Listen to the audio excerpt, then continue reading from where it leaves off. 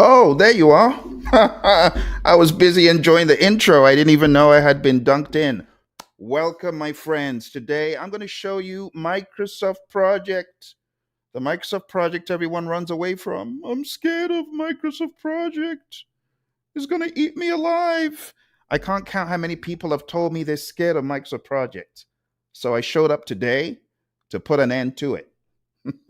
Especially for those of you who are PMPs, CAPMs, any kind of project management education. By the time I'm done, yeah, you won't be scared of Microsoft Project ever again, hopefully.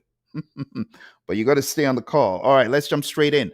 Microsoft Project in 15 minutes. Just 15 minutes is all I'm asking.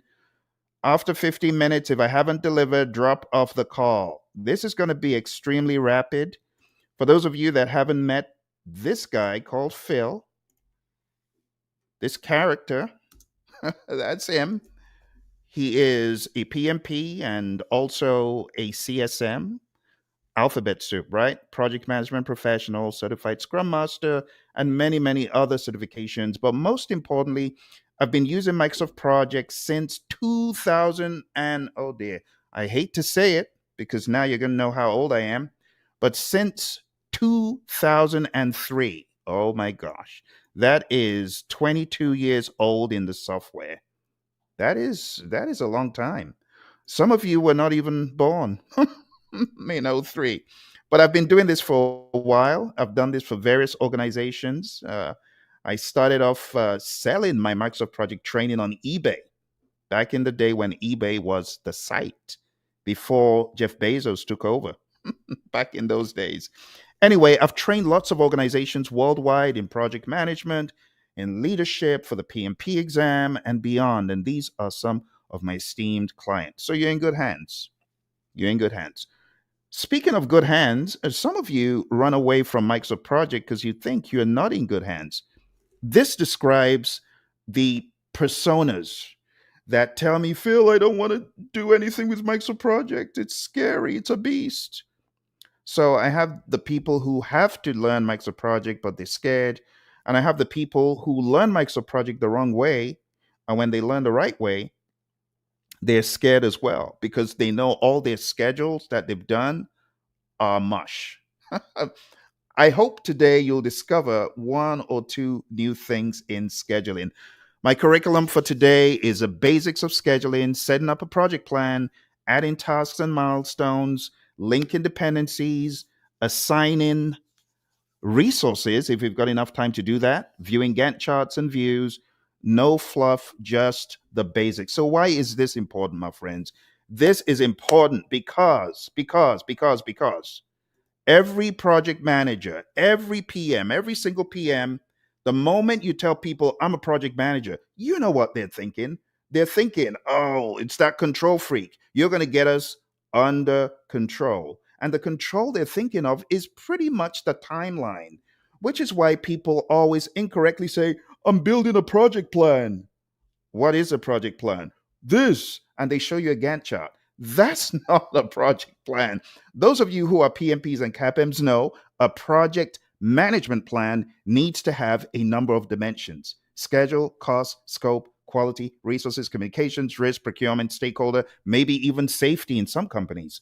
So it's important to delineate scheduling from project management planning. But scheduling is part of project management planning. So that's where the confusion comes from. But why this is so important, I'm going to be biased here. This gave me my big break in project management. This was the biggest break ever. I got the opportunity to work for a company out in Phoenix, Arizona, an environmental engineering firm. And it was through Microsoft Project I got into the firm. They were looking for a scheduler. I wasn't a PMP at the time. But in that firm, I met my mentor. And she said, Phil, I think you should take the PMP. So I did take the PMP. But my roots of project management, after I got done with my master's degree, I started getting into Microsoft Project. And that's how I got into the world of PMP eventually. So it was Microsoft Project first, then PMP. Now you know why I'm so passionate about it. But it's very important because a project manager without a schedule is a disaster, a train wreck. You need the schedule. The schedule is not just helping you, it's putting everyone on the same page. So, a project manager without a schedule is like a workman with no tools. How do you tell me you're a PM and then you cannot schedule? This is the bread and butter of project management. All right, let me move on. I'm speaking to the choir. I'm sure lots of you already know this. So, I wanted to show you the basics of project management. The basics are as follows. You've got initiating, planning, executing, monitoring, and controlling and closing. So there are five stages, you could say, in project management, or five groups of processes. And for scheduling, where you are most of the time is in planning and monitoring and controlling. Planning is where you build a schedule, monitoring and controlling is where you check the schedule to ensure that things are going according to plan. So this is like the holy grail of PMBOK, PMI, stuff that you already know. So when you go through the five process groups, the section that we are right now is right here in planning, in scheduling. And I'm going to show you very quickly how you can develop a schedule if you are in the planning aspect. All right. So let's go over to Microsoft Project. Get your Microsoft Project schedules open. If you don't have Microsoft Project, you might have heard of Project Libre, which is free. So Project Libre can be downloaded. A lot of what I'm doing here, if you feel, oh, Phil, I'm not able to do it, I don't have Microsoft Project, just download Libre and do exactly what I'm going to do right now. Okay. So let's jump into the Microsoft Project app. All right. So in Microsoft Project, on the home screen, you got blank project. So imagine you are in planning and you have a project to plan. The first thing you want to do in Microsoft Project, and I'm just going to show you the very, very basics. There's a lot more that happens under the hood, but we won't go there today. For now, we're just going to adjust the manually scheduled to auto schedule, right? So we're going to click auto schedule right here at the bottom. You see that? Okay, let's go full screen. So I have selected auto schedule because this is a way you can use the brain of Microsoft Project. In order to use Microsoft Project's brain fully, you got to activate auto schedule. It's like going on turbo.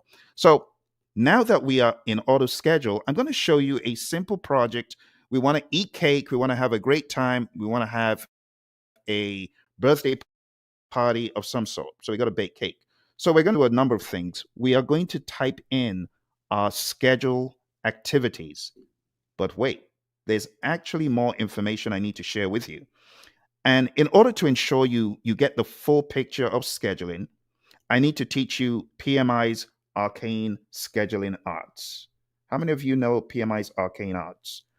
Type in all the seven processes, or the six rather, of scheduling if you know. I'm going to show you right now. There's six things you need to do as a scheduler, and I think this is really going to help those of you that haven't been here before we get into all the fun in Microsoft Project. Okay, so here we go. Six things in scheduling. And for those of you that already went to the link, schedule management, you're going to see in that handout, there's six things. Here's the first one. Number one, have a plan for your schedule. Don't just start scheduling. You must have a plan for how you're going to schedule, who's going to be involved, what is the format for the schedule, and so on. That's number one. So always plan before you schedule. Number two, define the activities. This is what I was about to do. So in defining activities, we create a list of activities. There could also be some activity attributes, leads and lags could come into the picture. I'll tell you what those are maybe at a later date. Milestones are zero duration events that signify something of significance has been accomplished. So that's there as well. The third thing is sequencing the activities, putting them in logical order of occurrence, linking the activities, and being aware of the critical path. We get project schedule network diagrams on the back end, which hardly anyone looks at these days, but they're there on the back end, showing you a graphical representation of how the activities are linked. Then we have estimate activity durations. We estimate the durations for the activities. Then the schedule is developed. But that's not the end. PMI says, go a step further. Be a fearless project manager, someone who holds the team accountable with the schedule, making schedule forecasts, updating the schedule baselines, and so on. All right, so there's six things that you need to know that a project manager does in scheduling: plan schedule management, define the activities, sequence the activities, estimate the activity durations, developing the schedule, and controlling the schedule. Okay. I know it's a lot of stuff. And I know some of you on lunchtime, you got to bookmark this and come back to it. All right. So let's come out of that and let's go back into our Microsoft project now that you understand where we're going. Okay. So this is where we're going. We are going to develop a schedule for eating cake. Like I said, we are happy, we're excited. There's a birthday of one sort or the other, or one celebration, and we got to eat cake. So we're going to do our research, the ingredients. That's task one. Okay. Remember what I'd done previously? I had already set this to auto schedule. All right. So we're going to research ingredients. Then we are going to drive to the store. We're going to buy the ingredients. We're going to mix the ingredients. We are going to turn on the oven. We are going to bake the cake. And then we're going to eat the cake. Eat the cake. And then we are going to clean up. Boom, we just got our list of activities. We call it an activity list. Some people call it a task list. But did you see what happened? The moment I typed that in, a number of things happened. We had the Gantt chart begin to appear on the right. We had some suggested start and finish dates, and we had suggested durations. Now, because I want to make this project as easy as I can, I am going to exaggerate the durations just for the demonstration, okay? But before you type anything else in, you want to establish, when is this going to happen? It may not be happening today. Maybe it's happening next week. Maybe it's already started and we're building a schedule for something that happened in the past. If that was the case, you would go to project and you click on project information and you just select the date that you want. So the start date, we could say the start date is in the future. Let's say it's on the 20th. Hit 20th, and I want you to see what happens. The moment you hit 20th, the start of the project is going to change accordingly. Take a look. Boom, it's now 20th. So assuming this started on the 20th, remember what I told you from PMI, plan schedule management, define the activities, sequence the activities. Sequencing the activities means you are putting them in the order of occurrence and you're linking them. What we're going to do right now is link all of these with a simple, what we call finish to start relationship. And there are four relationship types in scheduling. Those of you who are PMPs, you already know. CAPMs, you already know. Finish to finish, start to start, start to finish. All that stuff. It exists, right? But we're going to use a simple finish to start. And to do that, we're going to observe the line item here. This is line 1. This is line 2. Because I've already put them in logical order, I just need to link them. 1 linked to 2, linked to 3, and so on. So the predecessor of line 2 is line 1. I'm going to type in 1, and I want you to see what happens in this area on the right over here. The moment I type in 1, boom, it's linked. I type in a 2, linked, a 3, a 4, a 5, a 6, a 7. Boom, I've linked them all. Now, assuming there were some other relationship types I wanted to include in this, let's say I wanted to do mix ingredients and turn on oven at the same time, I could make this turn on oven, instead of a 4, I could type in a 4 start to start. Boom, and I have a start to start relationship in there. So if you're using a start to start, it's SS. If you're using a finish to start, you just type the number in. If you're using a finish to finish, you would use an FF. So let me type in a milestone of customer happy. Okay. So customer happy is going to have a predecessor of 8.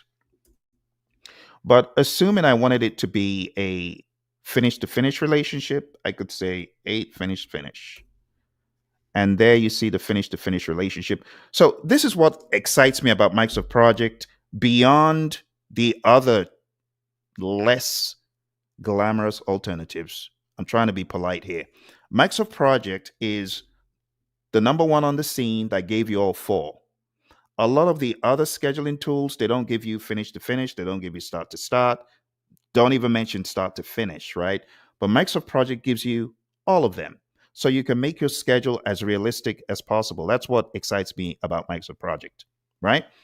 So right now, what have we done? We did define activities. Now we did sequence activities. We've linked them in logical order of occurrence. And I'll just say that there are many ways you can link a set of tasks. It really depends on whoever is scheduling. So, based on your experience and based on what you can do in the tool, you may choose to do things a certain way. All right. Now, I want you to observe there's certain rules in Microsoft Project. There's certain do's and don'ts, and I am going to have to teach you. I know I hear people groaning already. More rules. Yeah, I got to teach you more rules. So let me teach you the rules of the game. 7 rules. 7 things you want to do and 7 things you don't want to do in Microsoft Project. Are you ready? All right, let me show you this real quick before we move back. I'm trying to give you some good information that will help sustain you. If you never went for a Microsoft Project training course ever again, I at least want to make sure you have got this part down pat so that you're not confused. All right? Okay. Let's go to the 7 rules for Microsoft Project. 7 things you absolutely want to do. I call these do's and don'ts. Do's and don'ts for Microsoft Project. You see, the problem is a lot of people didn't learn this. So they get into Microsoft Project and they begin typing in dates, and that's not how to do it. Let's talk about the do's. Number 1, use the auto scheduler like I did, turn it on.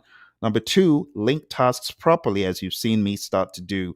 You ensure the logical task connections. No task should be left unconnected. Number 3, we want reality driven tasks. We want you to tie all tasks to real deliverables and dependencies. Number 4, we want you to use the right scheduling method. So in Microsoft Project, we got fixed duration, fixed work, and fixed units. This is what scares people.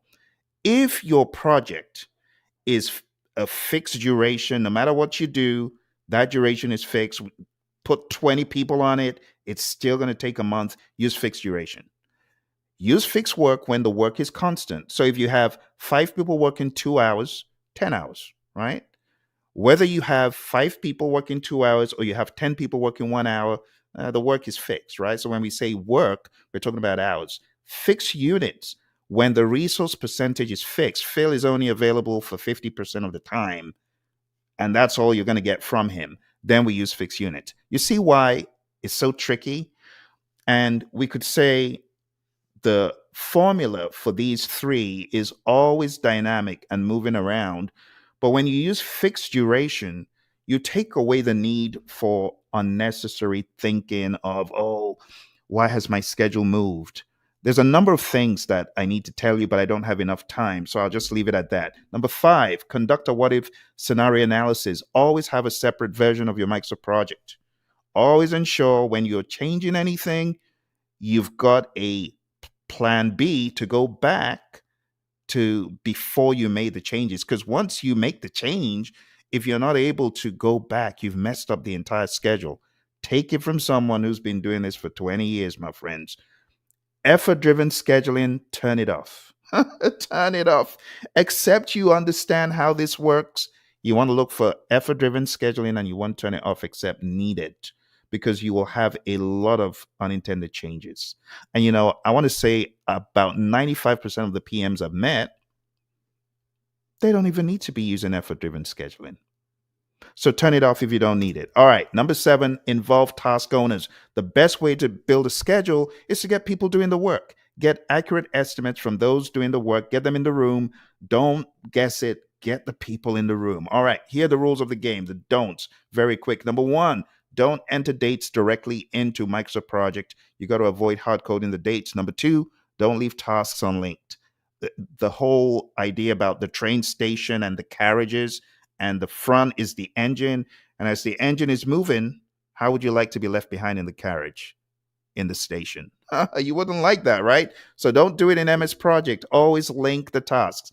Task one linked to something else, task two linked to something else logically. So ensure that all tasks, except the first and the last, all tasks should have a predecessor or successor. The first task should have a successor. The last task should have a predecessor. All the other tasks should have both. Okay? Don't create a Microsoft project schedule with tasks hanging in limbo. That's illegal. Don't do it. Okay, number three, avoid bogus dependencies. Avoid artificial dependencies. Use real world constraints. If the tasks aren't truly linked, don't just link them for linking's sake. Don't use fixed units or fixed work without a purpose. Only use complex scheduling when required. Some folks don't know. This is why they're scared of Microsoft Project, because they see changes that they didn't bargain for. Why do they get the changes? Because they got effort driven scheduling on and they're using fixed units or fixed work without purpose. Number five, don't skip backup versions. Save a second version of whatever you're doing before making major changes. Trust me, you will cry. You will. So always have a plan B that you've saved. Always back up. Number six, avoid arbitrary resource adjustments. Adjust tasks logically. Don't randomly add or remove resources. Number seven, don't ignore resource over allocations. If you are using resource loading and you've got resources in there, address those reallocations promptly. Okay. Now I've given you that lay of the land. Let's go back to our schedule to wrap this up. This is going to go very quick from here. I promise. Okay, back to Microsoft Project. So, before I showed you the cardinal rules, we were here, right? We'd done define activities and we had done sequence in the activities. Now we're going to do estimate activity durations. And I'm just going to arbitrarily put numbers in just for the sake of the illustration. So let's put in for researching the ingredients, for driving to the store, it's miles away, buying the ingredients, we'll leave it as one. Notes that there's a question mark. You have to type on top of that question mark for it to go away. Otherwise, it will stay. And sometimes it comes up with pop-ups suggesting things that need to be done. Depending on what your preferences are, always just say okay or say don't disturb me ever again. I don't want to see this notice ever again, depending on how versed you are with the tool. All right. Customer is happy. That's a zero duration event. We call that a milestone. We're going to make that a milestone. So what have we done? Define activities, sequence activities, estimate activity durations. Boom. That's your schedule. Look, a schedule is not even the Gantt chart. Even if we're not showing the Gantt chart, this really is your schedule. It's your start and it's your finish dates for all the activities. That's what the schedule is. So everything else is gravy, right? So when we use the resource name column, that's gravy. That's not necessarily your schedule. But in today's professional world, there's an expectation that you as a project manager should understand how to resource load at least. See? So there are many ways you can resource load. You can type the names directly in, or you could go to one of the views. You could go to the resource sheet view, and from here you can type in resource names. So let's type in a few resource names, and let's say Ben.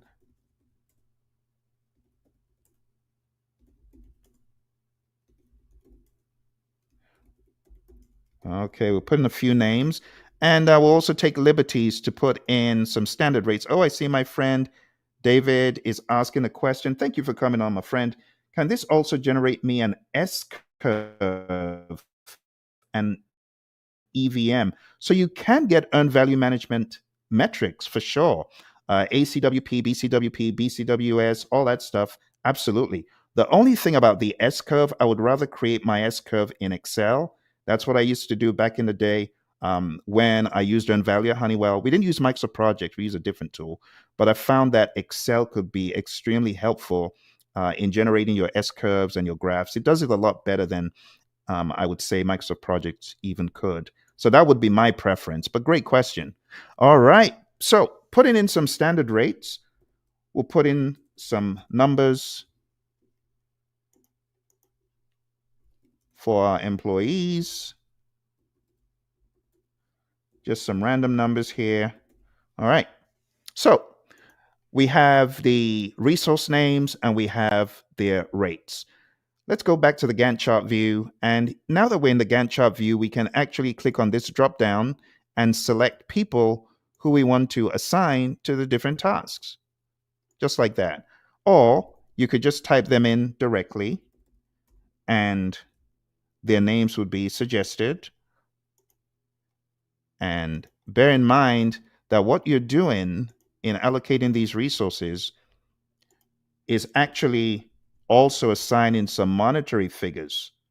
Ah, let me show you how that works. So for those of you who need to hop off the call, the 15-minute basics is over. For those of you who are brave enough to weather the storm of actual cost and all the other barrage of stuff that I'm going to show, stay behind for another 15 minutes. But if you just wanted the bare basics, what I showed you as far as the activities and all that, that's how you do it. Just make sure you don't type in dates. Make sure you do not start off without turning this auto schedule on. And if you need to go behind the scenes and go into fixed duration, do that. Okay. For those of you that are able to stay behind a little bit longer, let's go ahead and finish this thing because there's a little bit more I need to show you before we can eventually land. All right. So what I wanted to show you, let's right click and insert a column that shows the cost, the damage done. Uh-oh, this is going to be a rather expensive cake by the time all is said and done. But I did it intentionally because I wanted to show you the big numbers and get you comfortable with seeing numbers in the thousands. That's how it looks. So right now, this is a plan. You got to understand this is not in operation at all. This is just a plan. This is what we are anticipating. So if you right click and insert actual cost, there's no actual cost. This is all just what we're planning. The moment you begin working, you see these costs going crazy, going up. Okay. So when you are working in a Microsoft project, if you're resource loading and cost loading, these are fancier things you could reveal. But the typical project manager that I've seen in lots of firms, I'm talking hundreds and hundreds of firms, they don't get involved in this stuff. Let's hide that column. Let's hide this column. They don't get involved in all that stuff.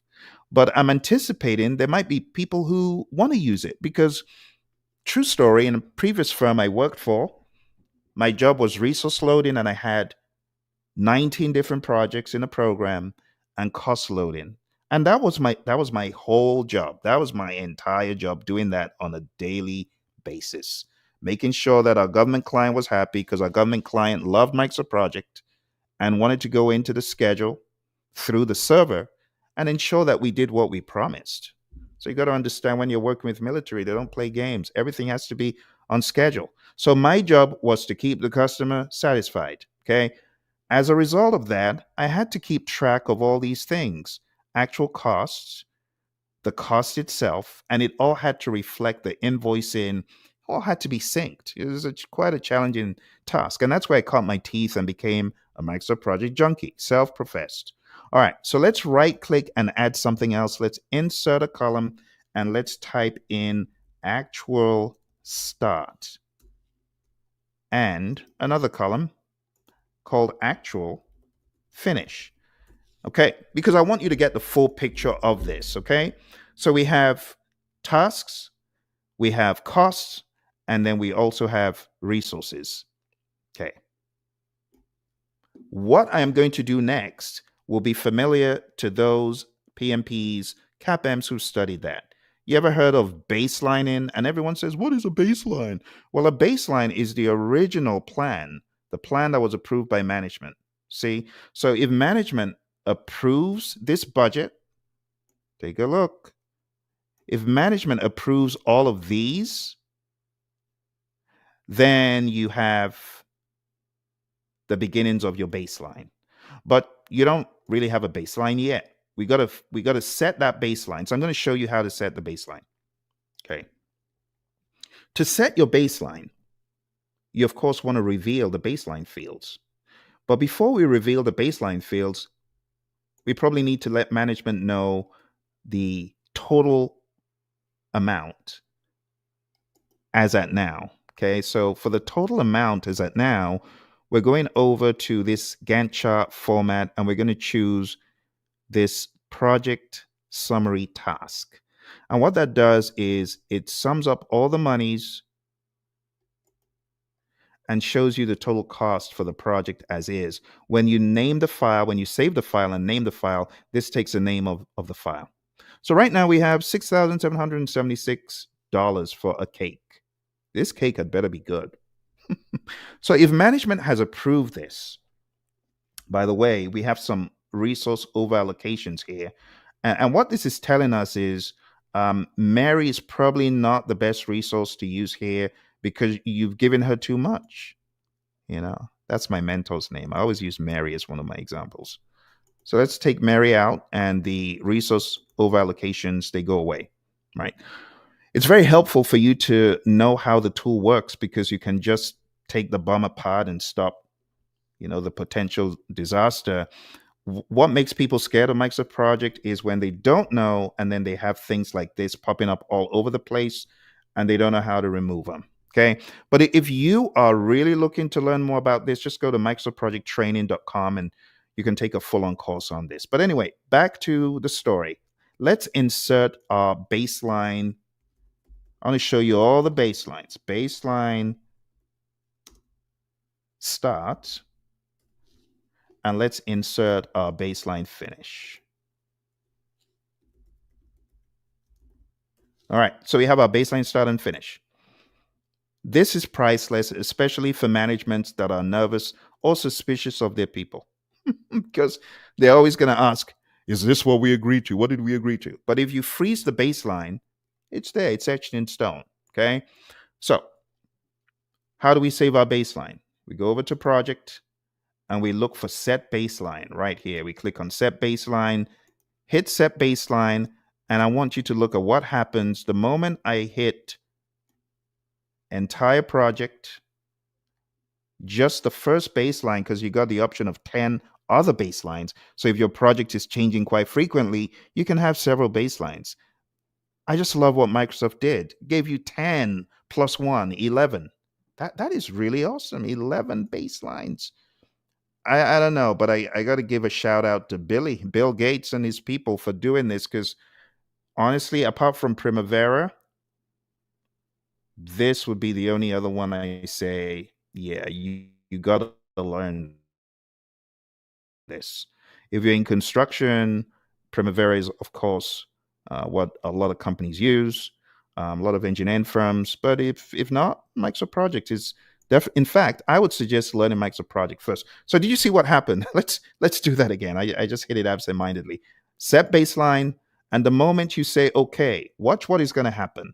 These baseline fields are going to be populated. And for special effect, let's just insert the baseline cost. I need you to see these things, okay? Baseline costs. Look at what happens the moment you hit set baseline. The baseline start, finish, and cost are all populated. Boom! Check that out. My friend Joel. Joel, how you doing? Good to see you. Good old Billy G. Billy G is the one. Anyway, jokes apart. Good to see you, Joel. And my friend Luisa. Very good to see you. I hope you're doing well. Hope it's going nice in Mexico over there. Very good. So, my friends, the moment you go ahead and hit that baseline button, you got the baseline start, the baseline finish, the baseline cost. And what this does is anchor you back to reality. So, as you're freewheeling and having a great time on your project, spending money, guess what's going to happen? The baseline is going to wake you to reality. Well, you're going to go over budget if you continue like that. You see. So over here, my friends, over here, over here, over here. Remember, we have actual start, actual finish, and actual cost. Now, to show you the flexibility in this tool, let's go back to our project information and let's assume our project actually started last week. So let's go with the 6th. I want to show you something. The moment, this is why you don't type dates in forcibly. Look at the brilliance of the tool. Billy and the gang, they did a great job. The moment you hit OK, boom, it goes back to the 6th of January without drama. No questions asked.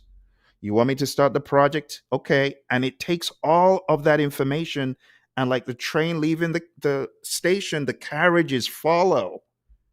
Do you understand my excitement? I'm just geeking out over Microsoft Project's brilliance right now.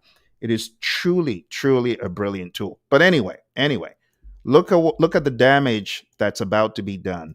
So we have this baseline cost. We have a cost. By the way, this is the forecast. This is not the actual cost. This is the actual cost. Let's move it closer so you can see what's going on. All right. So right now we don't have any actual cost. No one's done any work. How do you track work in Microsoft Project?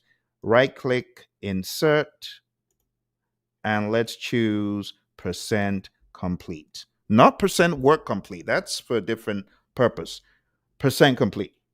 Now, I want you to take a look at the brilliance of the tool. I just love the Gantt chart, because when you show management a Gantt chart, they get it. They don't even need to look at all the tasks. They just say, that one, what's going on with that one?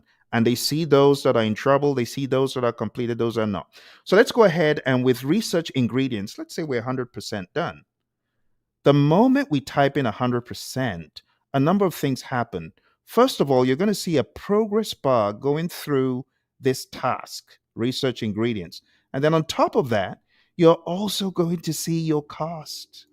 Don't you want to see your cost go up? It's a good thing when you're spending money, because if you're not, it means your project isn't moving forward.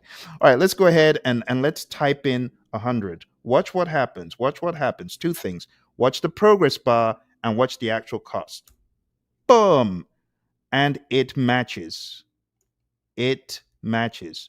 The baseline cost, see that? 1920, and the progress bar. Now, assuming, let me undo that. Okay. Assuming somewhere along the way, a team member decided, oh, that was a wrong estimate. We actually need more people on this task. So we add more people, hit enter. I want you to take a look. The projected cost is now way more than the baseline. See? So even if you made that change for one reason or another, and you went ahead and worked the task, Microsoft Project is going to keep track of your actual cost, your cost, but look at your baseline.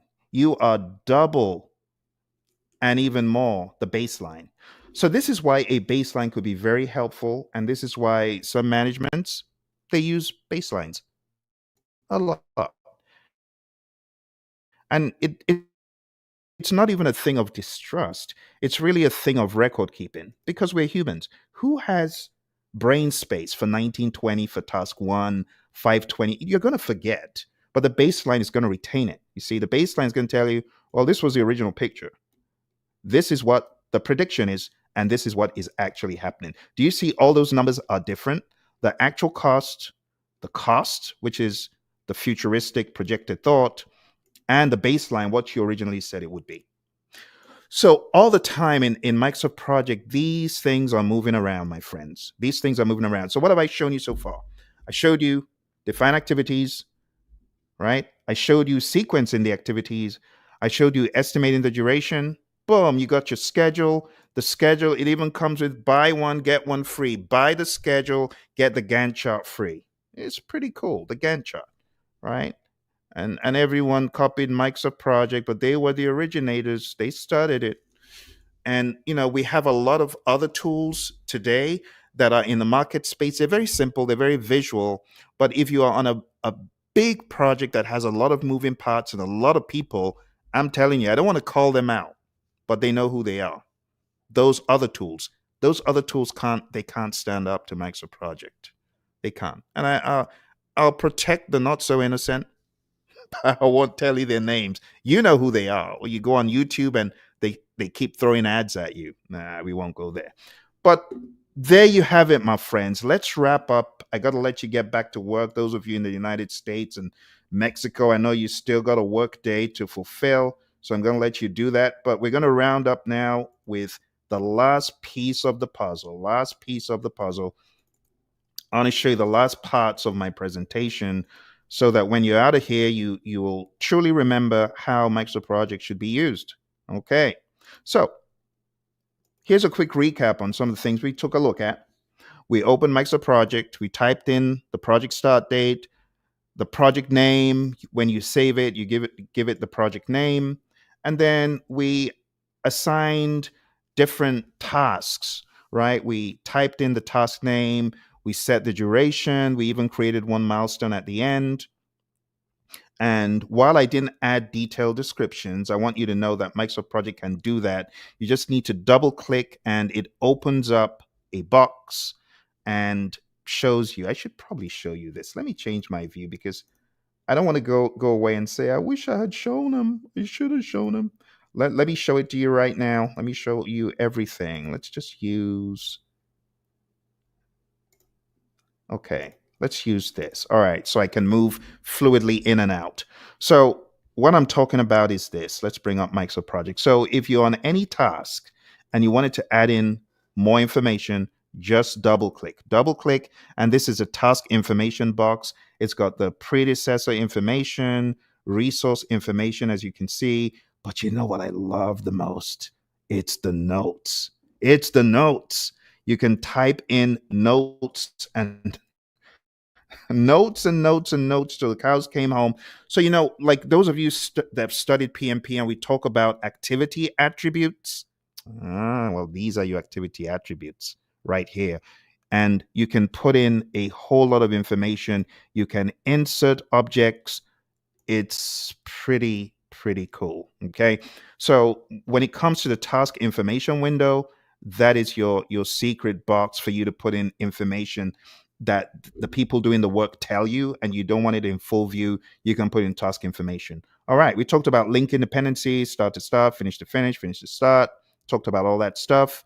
I open up the resource sheet view. I put in the resources. We gave them some different salaries per hour, and then went back to the Gantt chart view. I didn't show you a lot about the customization of the Gantt chart, but just be aware that you can always customize the Gantt chart. You can choose how you want the bar styles to look. You can change the color of your schedule. You could choose for it to appear differently. The shape, you could choose a different shape. You could just go to town, and there you see it's changed in appearance. And there's some presets that you can use. When you right click on this bar, this timescale bar, you've got the opportunity of making it weeks or days or hours or minutes or years. You can choose the scale based on whatever you need. Okay. And then you can zoom in or out for better visibility. So over here, a lot of people don't see the hidden magnifying thing over here on the right, but you can zoom out or you can zoom in. And if you go back to task, there's something I would call the panic button. If you wanted to scroll to the task, like, oh, where's my schedule? It's gone missing. You just highlight any of the tasks and you click on this scroll to task button up here. Boom, there it is. There's your project. It didn't go away. It's still there. I remember freaking out in those early days. My project's gone. All right. Always set a project baseline for your project. Update the tasks. Use critical path features where you can. That's a totally different day. We can't go there today. Save your work frequently to avoid loss. Keep using the tool, my friends, and mentor people with what you learned. Just bookmark the video, right? Go back to the video, watch the video. What did that crazy guy called Phil say again? Oh, he said we shouldn't type dates in. And then you relearn it. All right. Follow me on LinkedIn. Follow me on YouTube. So on YouTube at Praizion, if you're serious in taking a course, if you want to be like some of my friends who've taken the Microsoft Project Fast Track Turbo, which it'll get you flying. like real quick. And a shout out to our friend Lenora, who actually came on the course in the beginning. You see, this is what I like about some of my PMP gurus. They're serious. Day two of 2025, Nora said, I got to learn this Microsoft project. Came on MicrosoftProjectTrain.com. Boom, she's done it. She's gotten her badge. She's gotten her certificate. She's built her schedules. If that sounds like something you want to do, go to MicrosoftProjectTraining.com and come on the bandwagon. And we've had so many PMPs come through. A shout out to all of our students who have come through and have gone the Microsoft Project Fast Track Turbo. So thank you very much for joining. I appreciate it. If you got any questions, hey, put them in the comments afterwards. I'll be more than happy to answer the questions. But I want to give a shout out to my buddy Joel. Joel got certified in what was it, Joel? 2018, 2018, I think, or maybe even 2017. Yeah, it's been a while. Good to see you. And our friend Louisa who came through. And let's see, I didn't go to LinkedIn because I got kicked out of that box on my friends on Instagram. Oh my goodness. I don't know if the Instagram is still running because I got kicked off the entire meeting. So I'm sorry about that. If you were on Instagram watching and it just rudely kicked you off, I'm very sorry about that. Let me go back and see if anyone is on LinkedIn that I didn't see. Okay. Thank you very much, Joel. I see some other chats I hadn't seen prior. Awesome. All right, my friends, you take care. Hey, if anyone ever tells you Microsoft Project is difficult, say, no, it's not. There's this guy who showed us how to use it in 15 minutes. Go watch the video. If you want training for your company, like some of you do, hit me up. I will not object. I love training. You can see I love training this stuff. Okay. Enough said. Enough of the promo. You take care, and I'll see you again very soon. All the best, and have a wonderful 2025. Okay. I don't see any questions, so I'm going to assume there are none. No questions? All right. Bye for now.